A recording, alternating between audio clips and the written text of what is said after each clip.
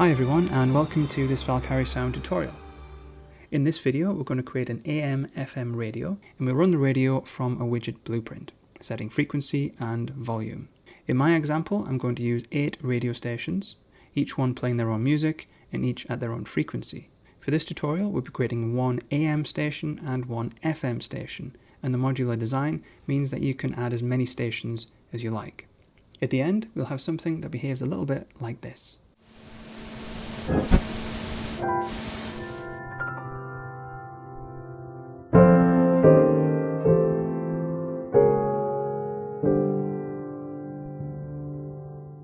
First of all, we're going to need some music. I've used Audacity to convert the music that I've made into OGG format, and then I've dragged it into separate folders for the AM stations and FM stations. I've then used this free recording from freesound.org for the static that's going to sit between the stations. We need to adjust some properties on all of the radio audio. If you've dropped everything into one folder, just highlight it all. If you've separated it out like I have, go to the parent folder and filter by sound wave. So filters, sounds, and then sound wave. Then, selecting everything, right click, asset actions and bulk edit via property matrix. On the right hand side under sound, we want to take looping. And under voice management, we want to change that drop down to play when silent. This means our radio station music will behave as if it's constantly playing, even if we tune into a new station. We'll be able to go back and pick up that track where it left off. Once you've done that, you can close that and save all. We then need to make a curve for every station. Now I'm using 8 pieces of music for 8 stations, but you don't have to have as many as that. For the purposes of this tutorial, we're just making 2 radio stations, an AM one and an FM one, so we'll just create 2 curves for those. We'll also create a third curve for the static. In the content browser, we want to right click, miscellaneous and curve. We'll get a prompt to ask what type of curve we want, and you want to select the float curve. That provides us with a single line that we'll then use to set the volume of the radio station. So I'm going to cancel that one, and I'm going to show you the one that I've done for the FM station first of all. So our radio will operate between 80 and 105 FM and 526.5 and 1606.5 AM. So we need to have our keys for the radio stations positioned within those ranges. So for our FM station, I positioned the 4 keys at 89.5 and 0, 89.75 and 1, 90.25 and 1, and then 90.5 and 0. We're going to be crossfading this with the white noise of our radio static. With these keys, a radio station will be at peak volume when the frequency dial sits between 89.75 and 90.25, and as we move closer to and further away from that range, the radio station will be blended with white noise, simulating the effect of it not being tuned in correctly. You can add more FM stations by creating new curves and assigning a range to them in the same fashion. Next, we'll do the same for our AM station, only this time the frequency range is a bit different. So we're going to have 540 and 0, 542 and 1, 548 and 1, and 550 and 0. I've given the AM radio station a wider frequency range to make it easier to find the station when the player moves the slider on the radio's user interface. And that's because the AM frequencies are over a much greater range than the FM frequencies. Next, we'll add our white noise curve. So I've just called this static. If we open that up, and what you can see here is the inverse of what we have in our AM and FM station curves. Here we started at 540 at 0. Here we have 540 at 1. Because of course the static will be at full volume at that point. By the time we've got to full volume on the radio station, 542 and a volume of 1, we've got 542 and a volume of 0 on the static. And it's just the exact opposite of what we did for the AM station, 548 at 0 and 550 at 1. And further to the left, we'll do exactly the same thing for the FM station. We have 89.5 as 1, whereas that was 0. Going down to 89.75, holding until 90.25, and then the static coming back in full volume at 90.5. Now that we've added our sounds to the project and we've set up our curves, we're ready to make the radio user interface where we'll select the frequency and set the volume. In the content browser, right-click, user interface, and widget blueprint. I've called mine UI_radio. In the designer view, we're going to add an image so that we can see the UE elements more clearly. So let's walk through this a little bit. So for this, we're going to select the canvas panel, and we're going to add an image. We want this to be anchored to the center.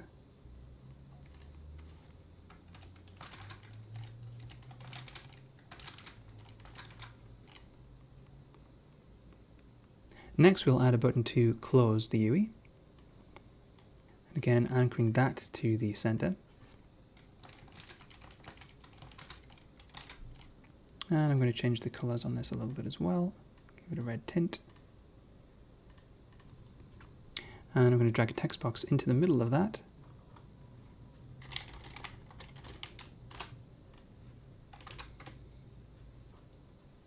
Next, we'll add a slider, and the original slider is very small, so we'll just adjust this to make sure it's big enough to interact with. Remember that our AM frequency range is quite wide, and the player needs to be able to find those stations. Again, center.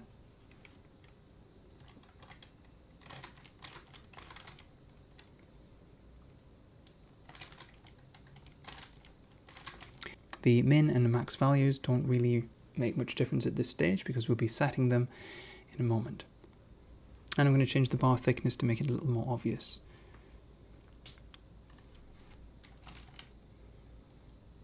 So under appearance, I've set the value here to 100, min value to 80, and max value to 105. This is the overall FM signal range, and it's useful to enter this now because by default our radio will open to receive FM signals when we first open it. I've set the step size to 0.1. Next, we'll add a spin box, and this is going to control the volume. So again, anchor it to the center. Above that, we'll put a small text box just to say volume.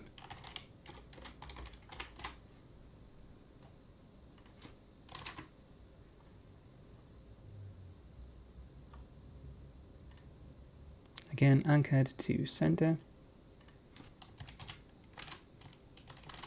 So we're going to use the spin box to set the radio volume, which will be applied to all stations and the white noise. In the content section over here, I have the initial value set to 0, meaning that the radio will be silent when we first enter the game. I'm going to set the minimum value to 0 and the maximum to 4. I wouldn't recommend it normally, but in this case, because my music was composed for different projects, some tracks are a lot quieter than others. If this was a setup for a real game, I'd make sure that the audio volumes were consistent before import. Lastly, we will add 2 buttons, one for AM and one for FM. And we'll just drag text into the middle of those so we can label them. And this one, we'll do this one as the FM, and we'll do this one as the AM. And we'll make the font for this black in both cases. And again, we are going to anchor these. So the other 2 bits of text that I've added in here, this is just a little text box with the values for each of the radio stations in. And this bit of text here will show us the exact radio frequency that we've selected. First of all, we'll bind this to read whatever the frequency is on our slider. That should make it a bit easier for us when we're selecting the radio stations. With that selected, we go to Content, Bind, and Create Binding. We'll just widen this out a little bit. We then want to drag in a reference to our slider. And from there, we want to get the value of the slider, and then we want to convert that to a text. Compile, and we can save that. With our Close UE button selected, so not the text, but the button around the text. Scroll down in the Details panel and click on the On Clicked button down at the bottom. This whisks us to the event graph. I'm going to add a Set Visibility node, and in Visibility we set to Hidden. Next, we'll add the Set Input Game node, Game Only node, connecting that to the Get Player controller. Then we'll add a Set Show Mouse Cursor node, and you'll need to untick Context Sensitive for that. And we'll make sure this is unticked. That will hide the UE when we exit it, return the player to game mode, so they won't be able to interact with their mouse anymore. We're hiding the widget instead of deleting it because we want our slider values to persist after the UE is closed. We could store the UE values in a separate variable, but it's just for the purposes of the tutorial here. Going back into our designer panel, with the FM button clicked, again we'll scroll down the details panel and select unclicked. Here we're going to get a reference to our slider, and from it we'll add a set min value node. So drag and reference to our slider, set min value. So it needs to be the middle value. It says set min value, and I've set this value to 80. Next we are adding a set max value, and again it's the middle one, and I'm setting my value to 105. And finally we'll add a set step size node with a value of 0.1. And again, make sure your target is slider. Back in the design pane, we'll go and click on the AM button, and again scroll down, unclicked. And we're going to do the same thing again. So we can copy the nodes that we've got here, paste them down. For the AM button, the only difference here is that we're going to change the min, max values and the step size. So the min value is going to be 526.5. The max will be 1606.5, and the step size will be 0.5. The FM and the AM nodes shift the operating range of the slider.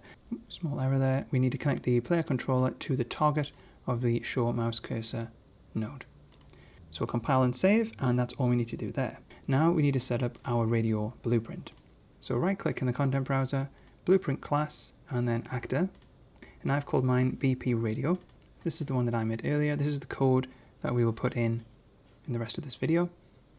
In the viewport, we're going to add a component, a cube, and I set the dimensions of mine to 0.2, 0.5, and 0.4, so it's not insanely huge.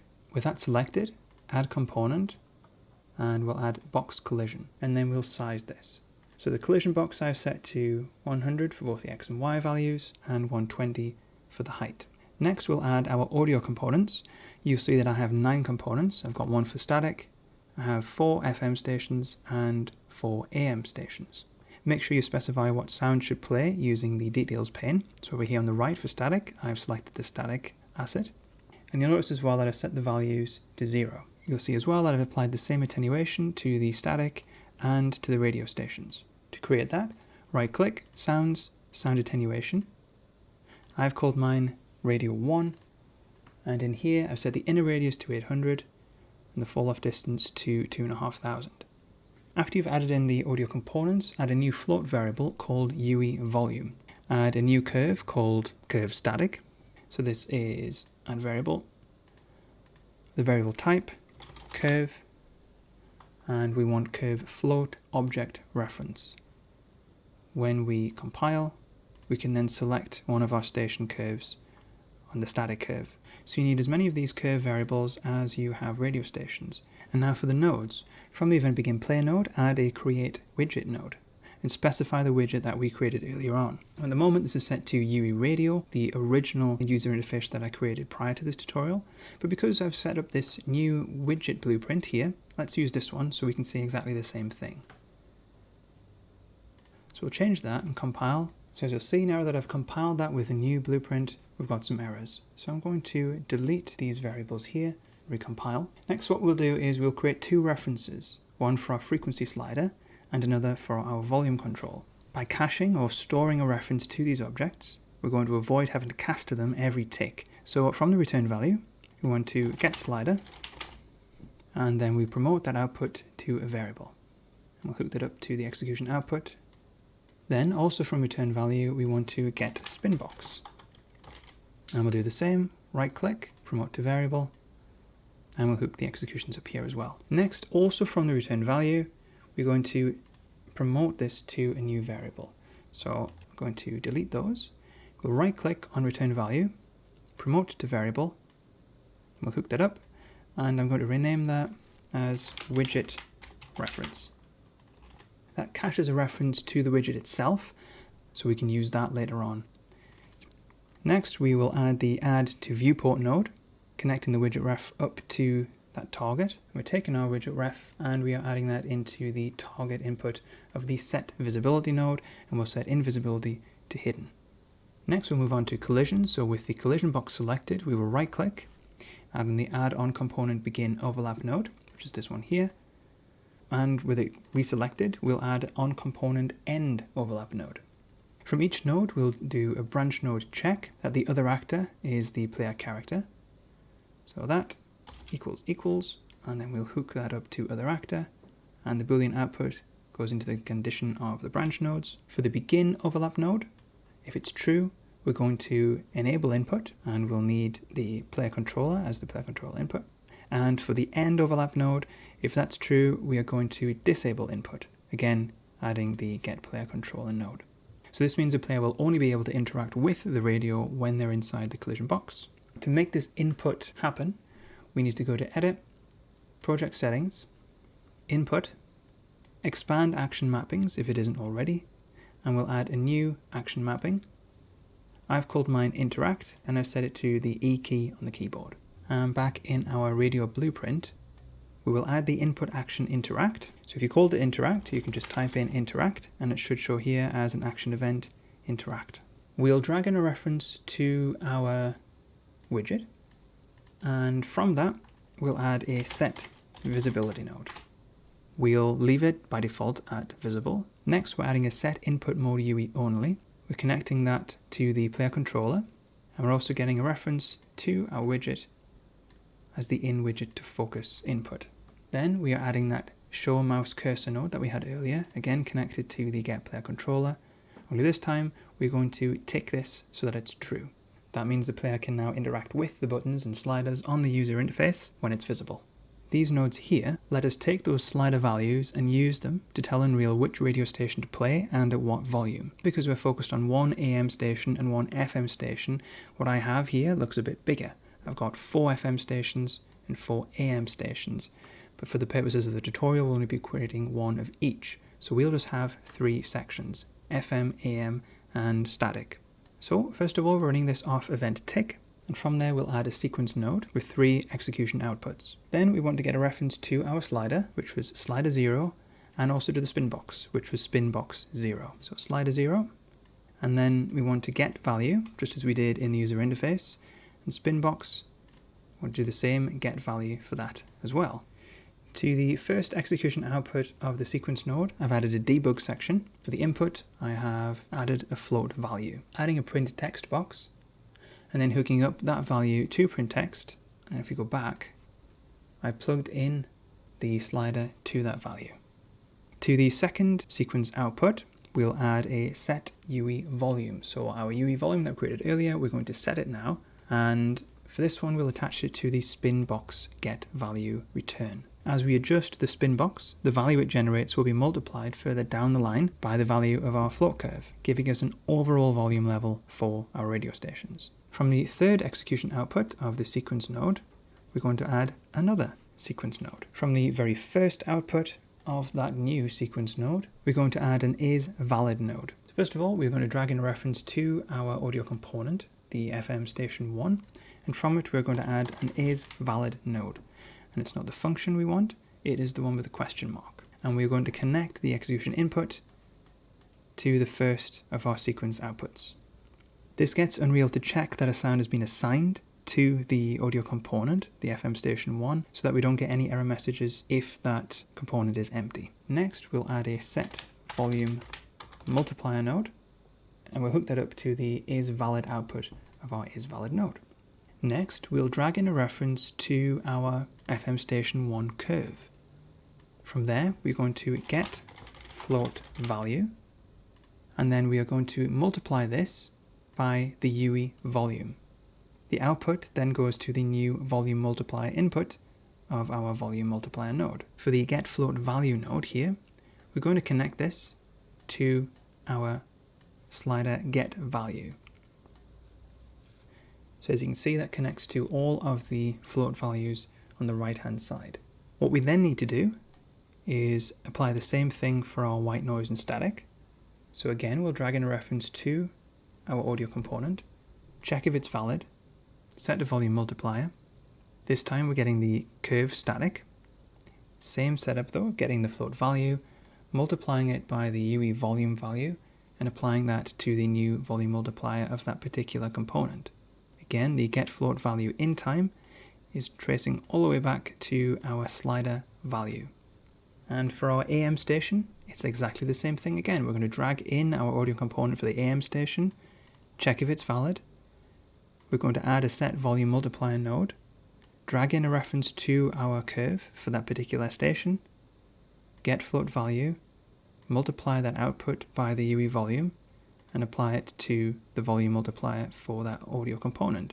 If you're adding more stations, just copy and paste as you go. Make sure that you are updating the audio component references and that you are updating the curves as well. But that should be it. Now you can compile and save that. And just before we jump into Unreal to test it out, we'll leap into the level blueprint to make a couple of changes that will allow us to see what's happening with the audio volumes. So go to Blueprints, open Level Blueprint, add an Event Begin Play node, and then add an Execute Console Command node. So this first line here will give us a list of all of the sounds that are set to play, whether they're audible or not. By default, they're sorted by distance. What we're interested in is how loud those sounds are. So this next line sorts the sounds by their volume. So initially that will be at 0. All sounds will be, I believe it's minus 160 decibels. So basically silent because we haven't applied any volume adjustment through the UE. And we're able to watch that change as we adjust that value on the user interface. And this final one is purely optional. This is just to change the text color of the debug text so that it's a bit more readable. And I'll add a new radio in just here. And hit play. So there in orange, in the top left, you can see we've got all the radio stations listed, including the static, and we have minus 160 decibels. It's showing a total of 9 sounds, 9 sound waves.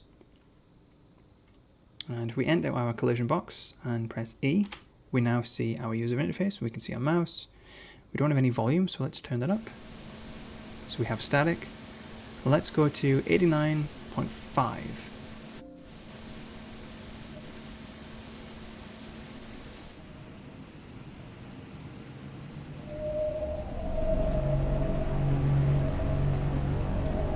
It sounds quite staticky.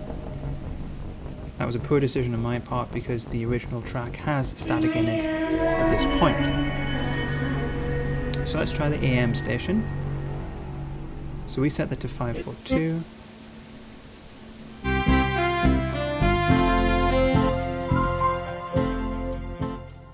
So there we are. And now if we press close, our sounds are still playing. We can go back in, we can see the frequency value that we left, we can adjust the volume, and walk away. And because we have attenuation applied, it'll gradually fade as we walk further away. Get closer again, we can see our debug text on the upper left changing.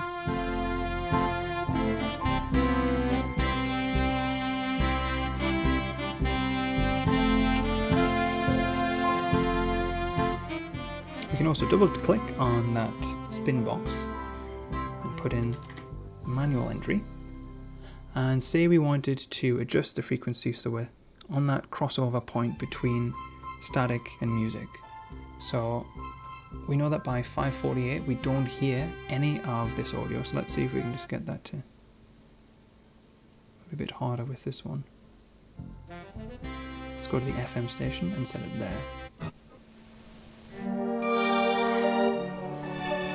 There you are, we can hear it a bit more clearly now.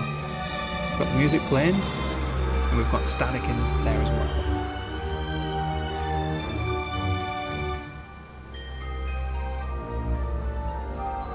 And of course, when we scrub along,